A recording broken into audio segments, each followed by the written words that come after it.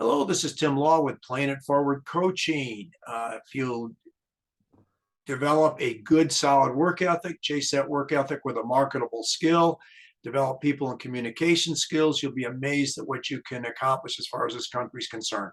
A big thank you to over 560 people that subscribe to this channel, Planet Forward Coaching.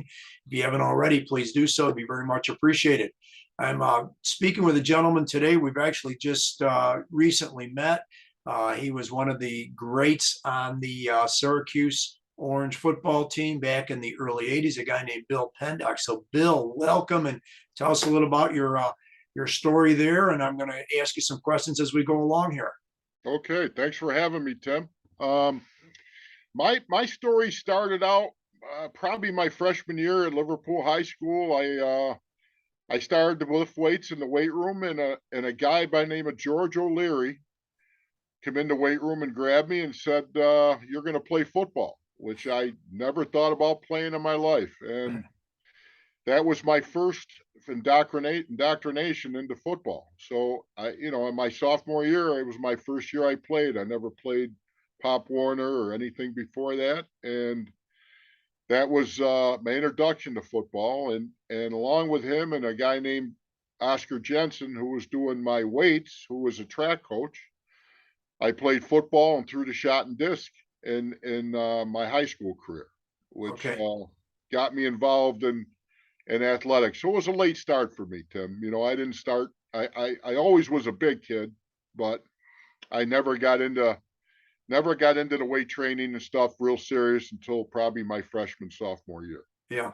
Well, very impressive too, Bill, because the idea you didn't start till a sophomore year, and then you end up going to a powerhouse college program like Syracuse. How did that come about?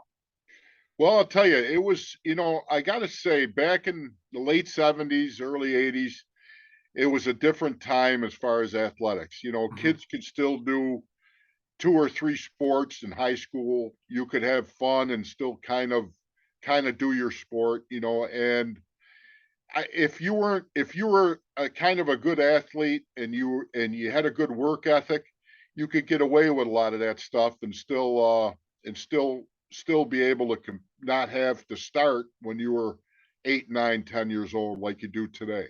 But I devoted, after my sophomore year, I devoted everything into football. I was very fortunate to have Oscar Jensen, who is now passed, as my strength coach, because back in the 70s and 80s, coaches didn't understand the benefits of strength training. They knew it was good maybe for your body for injury prevention, but they didn't understand the right techniques and how to do weight training. And Oscar was a big benefit for that.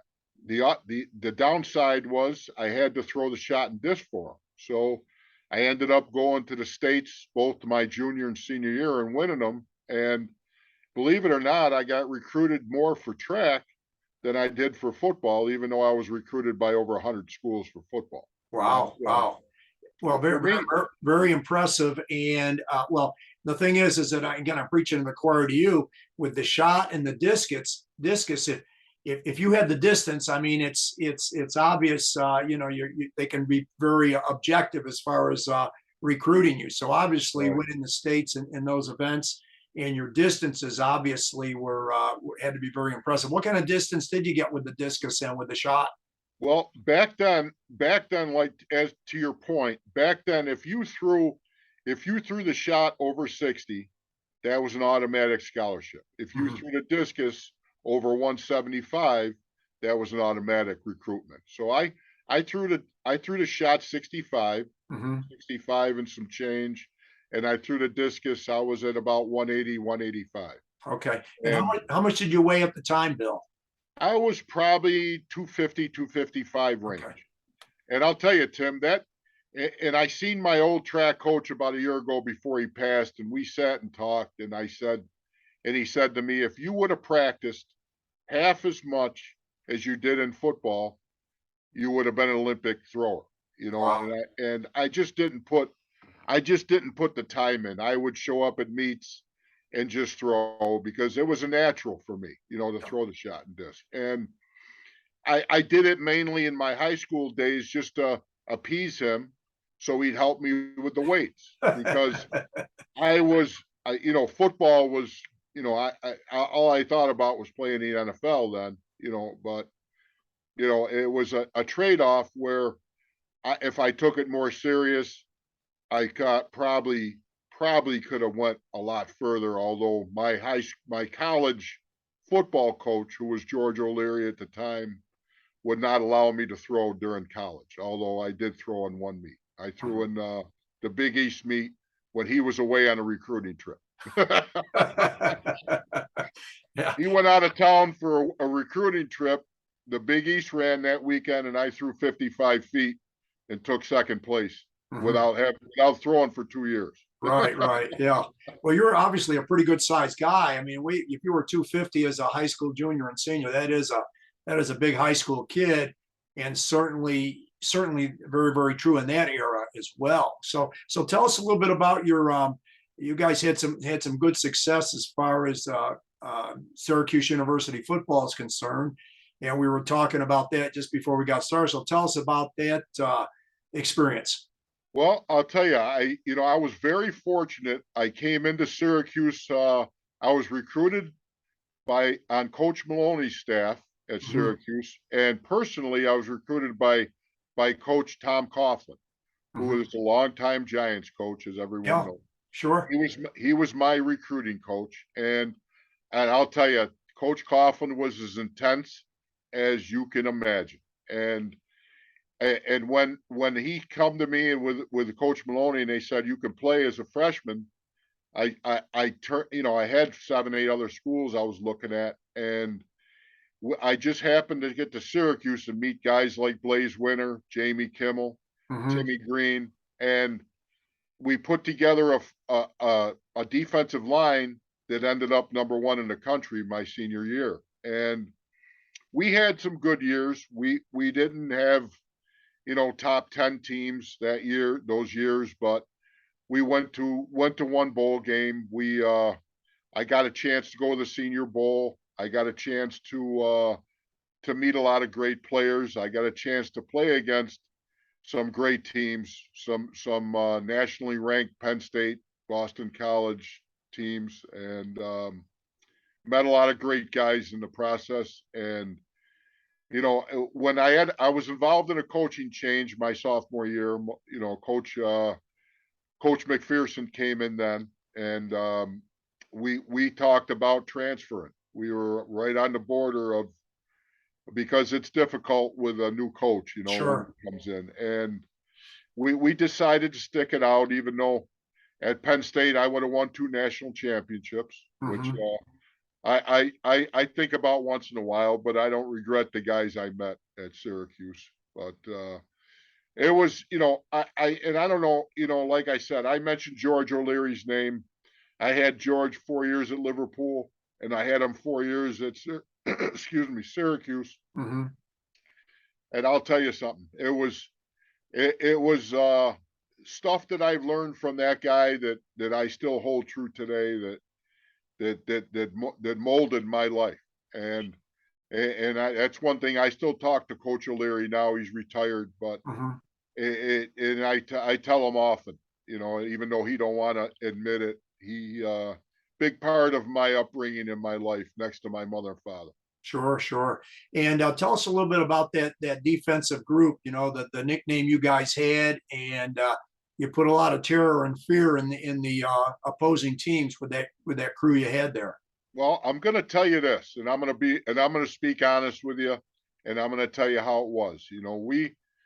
The 4 of us were all from New York State, and which you will never see again at Syracuse University. And I'm going to tell you, and I'm going to say this, and I'm not going to get racist. I'm not going to get, we were all Caucasian guys, which was, back then was, it was still, I mean, it wasn't unheard of, but you'll never see the 4 guys from New York State that'll ever play together like we played. Now, we ended up my senior year, I could tell you, if you want to hear a quick story, I can tell you we went to Nebraska, and we were seniors.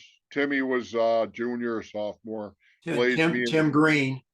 Timmy Green was a junior. Blaise Winter was from Tappan Zee, downstate. Jamie Kimmel was from Susquehanna, down in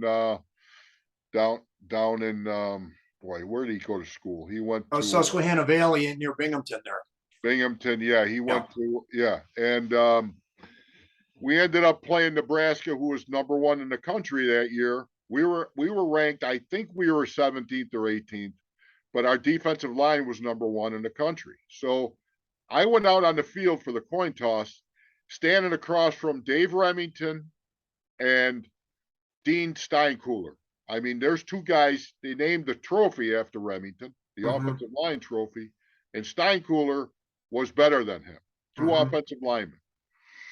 While the ref's throwing the coin, the guys put his finger in my chest and says, "You guys are the number one defensive line. We're the number one offensive line. We're going to run right between the tackles and run over you guys."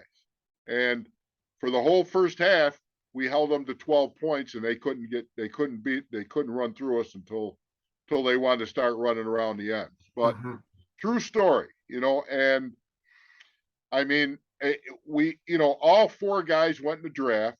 All four were, Timmy was probably, the most highly rated, even though Jamie was the best athlete, and Blaise was a hard worker. I was, we kind of were overachievers in what we did. But I'll tell you, we sat in the front of the bus every game. Every game we went to the field. Before Wheel Drive sat with their hats on. We had hats we all wore. It was, we took great pride in the name 4-Wheel Drive, and we would get up and play hard for every game, and it was, there was shirts made, there was songs made. I mean, back then it was, we put 55,000 in the dome, and people come to see it, Sure. Well, Bill, one of the things that, I kind of gear this program toward teens and young adults, what advice, as we kind of get closer to concluding here, would you give to, let's say, high school kid, or, somebody who's maybe in college or whatever, as far as, different advice you'd give them? Well, I'll tell you, I mean, I can't, I mean, I coached a lot of kids now, and I've been around a lot of kids, and times are changing real fast. Sure. And it's unfortunate that the kids, that the social media, I think, has put a big time damper on our kids and their mentality and their work ethic and their work habits. I mean, I see it all the time. And if I could tell a kid when he's a 12 or 13 or 11 to just, if you want something like that, because I can tell you this, I've had kids that tell me they want to win, they want to play here. There's a very high price to pay to get to that level. Sure. And if you don't devote yourself on the field, and I'm talking about those summer days when it's 90 degrees and nobody's down there running hills and you're all alone, and you're in that weight room and you're all alone. I've been there many, many, many days, and you must sacrifice still to get to that level you want to be at. And if I could talk to a kid now, and I talk to a lot of them still, it's about you just sacrificing the car, the job, the girlfriend. Some of that stuff has to be sacrificed if you want to be the best you can be. Sure. And I threw at the highest level in the shot and disc. I threw all over the country with that. I played football at the highest level. And I didn't mention my arm wrestling. I went on to finish second in the world back in 1992. And I competed against the best in the world. And to get to that point, it's a lot of sacrifice. Tim, I gave up my high school career. I mean, I gave up my high school social life for football. I didn't go to dances.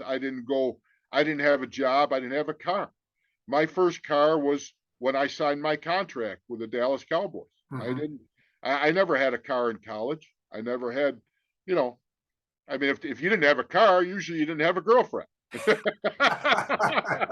Very But true. Yeah.